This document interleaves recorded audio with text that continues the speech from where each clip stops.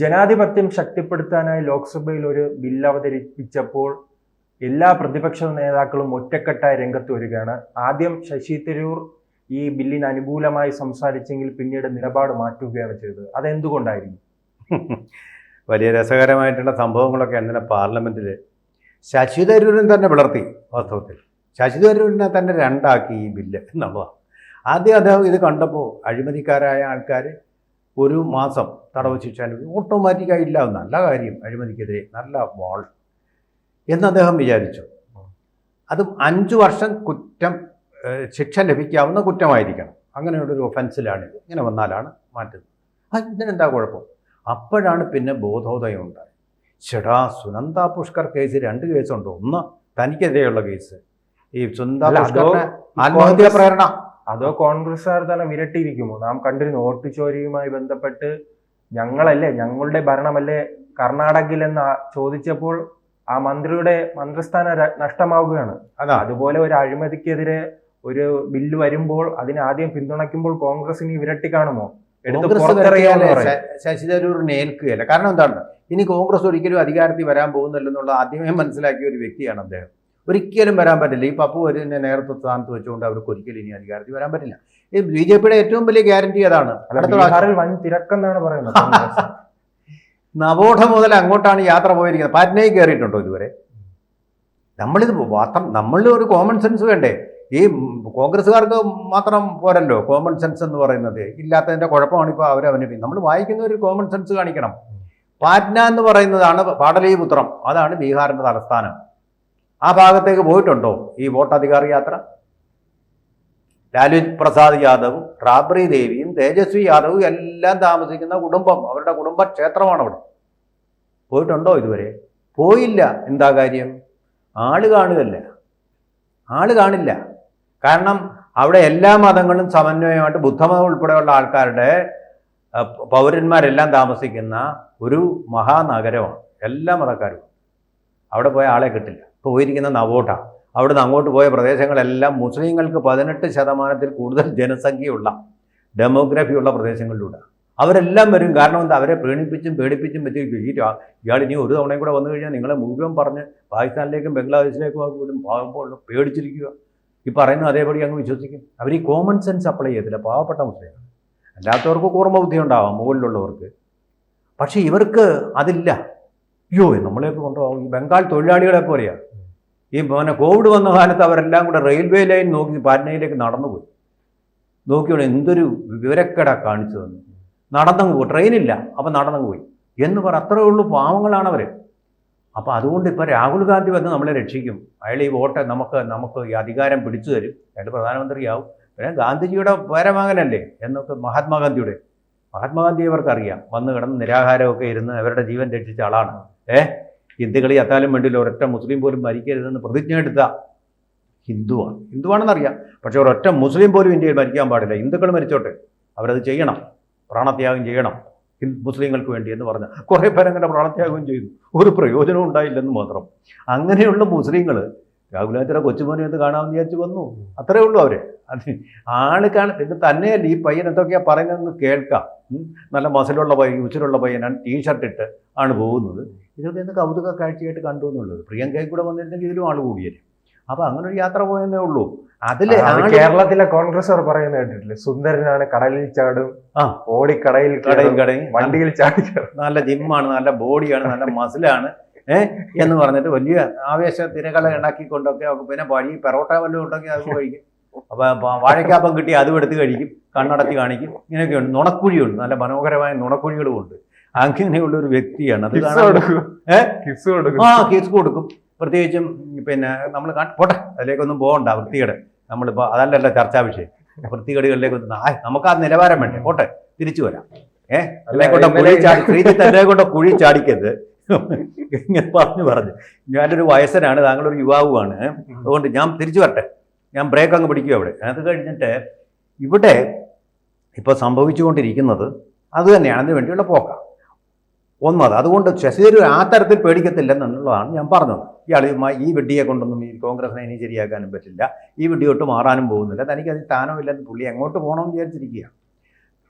പിന്നെ രണ്ടാമത്തെ കാര്യം സുനന്ദ പുഷ്കറിൻ്റെ കേസ്, ഇത് 5 വർഷം വരെ തടവിലിടാൻ പറ്റുന്ന കേസ് ആത്മഹത്യാ പ്രേരണാ കുറ്റമാണ്.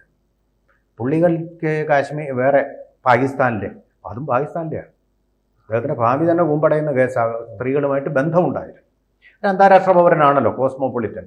അപ്പോൾ അങ്ങനെയുള്ള ബന്ധങ്ങൾ, പക്ഷേ സാഹിത്യപരമായ ബന്ധങ്ങളായി ഇൻ്റലക്ച്വൽ ലെവലിലുള്ള ബന്ധങ്ങളാവും.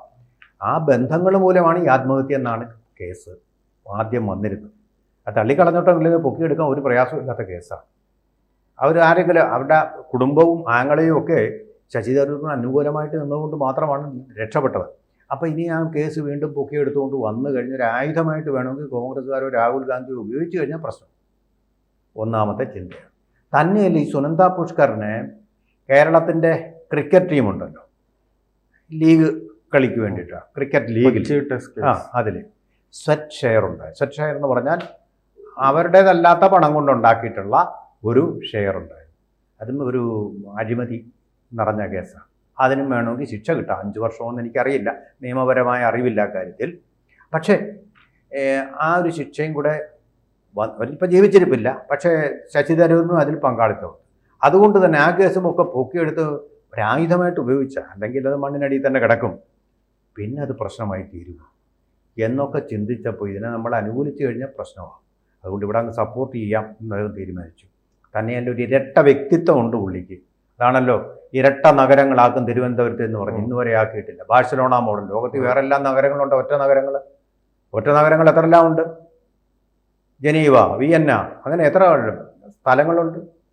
ബെർലിൻ അതുപോലെ ആക്കിയില്ല. ബാഴ്സലോണ ഇരട്ട നഗരമായതുകൊണ്ട് അതുപോലെ ആക്കാം. അപ്പോൾ അത് ഇതുവരെ നടന്നതുമില്ല. അങ്ങനെ ഒരു ഇരട്ടയോട് വലിയൊരു പ്രശ്നമുണ്ട്. അപ്പോൾ അവിടെ കൊണ്ടൊരു ഡൈക്കോട്ടമി വന്നു. ആദ്യം ബില്ല് കണ്ടപ്പോൾ എന്താ ബില്ലിന് കുഴപ്പം എന്ന് അദ്ദേഹം ചോദിച്ചതേ ഉള്ളൂ. പത്രക്കാരതങ്ങ് ആഘോഷിച്ചു എന്നുള്ള വാസ്തവം. ഇതിന് കുഴപ്പമുണ്ടെന്ന് പുള്ളി പറഞ്ഞാൽ ഓക്കെ ആയിരുന്നു. പക്ഷെ എന്താ കുഴപ്പമെന്ന് ചോദിച്ചാണ് കുഴപ്പമായത്. എന്താ കുഴപ്പം? പിന്നെയാണ് ഈ ബില്ലിൻ്റെ ഇംപ്ലിക്കേഷൻസിനെ കുറിച്ചൊക്കെ പുള്ളി ചിന്തിക്കാൻ തുടങ്ങിയത്. അതപ്പോൾ പുള്ളി തിരിച്ചും പറഞ്ഞു, ശരിക്കും വായിച്ചു നോക്കാതെ പറഞ്ഞത് പത്രങ്ങൾ കൊടുക്കുകയാണെന്നും പറഞ്ഞു. ഇത്രയേ ഉള്ളൂ സംഭവം. അതിനകത്ത് ഒരു BJP പ്രീണനം ഉണ്ടായിട്ടില്ല, മറ്റു തരത്തിലുള്ള പ്രീണനം ഉണ്ടായിട്ടുമില്ല. അപ്പോൾ ഇനി ശരിക്കായ അദ്ദേഹം ഈ ബില്ല് ശരിക്കും പഠിച്ചതിന് കോപ്പികൾ എല്ലാവർക്കും കൊടുത്തിട്ടുണ്ടായിരുന്നു. അവിടെ വെച്ച് അത് വായിക്കാനുള്ള സമയം കിട്ടി കാണത്തില്ല. അപ്പോൾ ശരിയായിട്ടൊരു അഭിപ്രായത്തിലേക്ക് പോകും. ശശി തരൂർ സമ്മതിച്ചാലും ഇല്ലെങ്കിലും ഈ ബില്ല് ആക്ട് ആവുകയും ചെയ്യും, നിയമമാവുകയും ചെയ്യും. പലർക്കും മുഖ്യമന്ത്രി സ്ഥാനം പോവുകയും ചെയ്യും.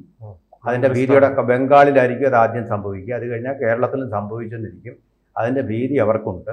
ഉള്ളത് പറയുമ്പോൾ ഒരു ലിറ്റ്മസ് ടെസ്റ്റായിരുന്നു.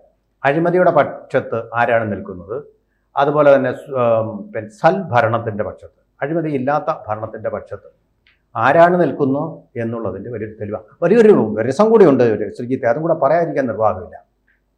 പണ്ട് മൻമോഹൻ സിംഗ് ഒരു ഡ്രാഫ്റ്റ് തയ്യാറാക്കി മന്ത്രിസഭ അംഗീകരിച്ചിരുന്നു. ഇതിന് സമാനമല്ല വിപരീതമായിട്ട്.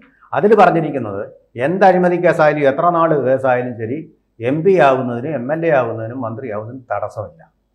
അതാണ് ഇദ്ദേഹം എടുത്തുകൊണ്ടുവന്ന് ഡൽഹി പ്രസ് ക്ലബിൽ വെച്ച് പത്രക്കാരുടെ മുമ്പിൽ വെച്ച് വലിച്ച് പ്രതീകാത്മകമായി കീറി ഭിത്തിയിലെടുത്ത് ഒട്ടിച്ചത്, പ്രധാനമന്ത്രിയെ മറികടന്നുകൊണ്ട്. അന്ന് ഇദ്ദേഹത്തിൻ്റെ അമ്മ സോണിയാഗാന്ധി സൂപ്പർ പ്രൈം മിനിസ്റ്റർ ആയിരുന്നു, അറിയാമല്ലോ. അപ്പോൾ രാഹുൽ ഗാന്ധിയുടെ അന്നത്തെ ആശയത്തോട് യോജിക്കുന്ന ഒരു ബില്ലാണിത്. വാസ്തവത്തിൽ രാഹുൽ ഗാന്ധിയുടെ ഫ്രാക്ഷൻ കോൺഗ്രസ് ഇതിനെ അനുകൂലിക്കേണ്ടതാണ്. പക്ഷേ അതിനെ അവരുടെ ആൾക്കാർ അതിനെ വലിച്ചെറിയുകയാണ് ചെയ്തത്, തൃണമൂൽ കോൺഗ്രസിൻ്റെ സഹായത്തോടും. എന്നിട്ട് അമിത്ഷായെ കയ്യേറ്റം ചെയ്യാൻ ശ്രമിക്കുക. എന്നിട്ട് വേണുഗോപാൽ ചോദിച്ചു, 1 വർഷം താങ്കളും ജയിലിൽ കിടന്നിട്ടില്ല, അതിന് കുറിക്കുകൊള്ളുന്നൊരു ഉത്തരവും കിട്ടി. അതേ, ഞാനേ അറസ്റ്റിലായപ്പോഴേ മന്ത്രിസഭയെ തുടർന്നില്ല, അരവിന്ദ് കെജ്രിവാളിനെ പോലെ ഞാൻ രാജിവെച്ച് അന്തസ്സായിട്ട്. എന്നെ 1 മാസം തടവിലിട്ടു. ഭരണഘടനാപരമായ ഒരു പദവിയും ഞാൻ വഹിച്ചില്ല. ജയിലിൽ കിടന്നുകൊണ്ട് ഭരിക്കാൻ പോയിട്ടില്ല.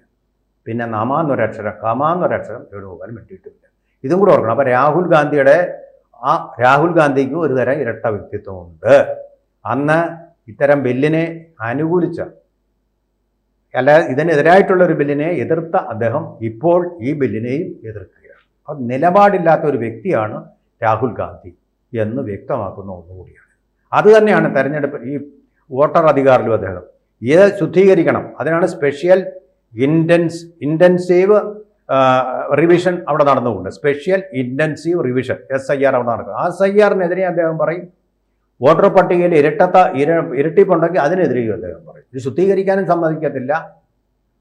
അതാണ് SIR. അതിനെയും സമ്മതിക്കത്തില്ല. അതുപോലെ തന്നെ ശുദ്ധീകരിക്കാതിരിക്കുന്നതിനെ പറ്റി കുറ്റവും പറയും. അതാണ് തെരഞ്ഞെടുപ്പ് കമ്മീഷൻ വോട്ട് ചോരി എന്ന് പറയുന്നത്. ഒരു നിലപാടില്ലാത്ത ഒരു വ്യക്തിയാണ് അദ്ദേഹം. അദ്ദേഹം പറയുന്നതിന് ഒരർത്ഥവും കഴമ്പും ഇല്ല എന്നുള്ളതും അതിവ്യക്തമാക്കുന്നുണ്ട്. അദ്ദേഹം പറഞ്ഞ ആൾക്കാർ തന്നെ ഇരട്ട വോട്ട് ചെയ്തിട്ടില്ല. 124 വയസ്സുണ്ട് ഒരു സ്ത്രീക്ക് എന്നും പറഞ്ഞായിരുന്നു പ്രിയങ്ക ഗാന്ധി. 124 not out. ആ സ്ത്രീ തന്നെ പറഞ്ഞു, എനിക്ക് 34 വയസ്സേ ഉള്ളൂ, നിങ്ങളോട് ആര് പറഞ്ഞു എനിക്ക് 124 ഉണ്ട്, നിങ്ങളുടെ ഫോട്ടോ എന്തിനാണ് ജനങ്ങളെ കാണിച്ചത് എന്ന് പറഞ്ഞ് അവരൊരു കേസ് കൊടുത്തു കഴിഞ്ഞാൽ പ്രിയങ്ക ഗാന്ധി അകത്താണ്.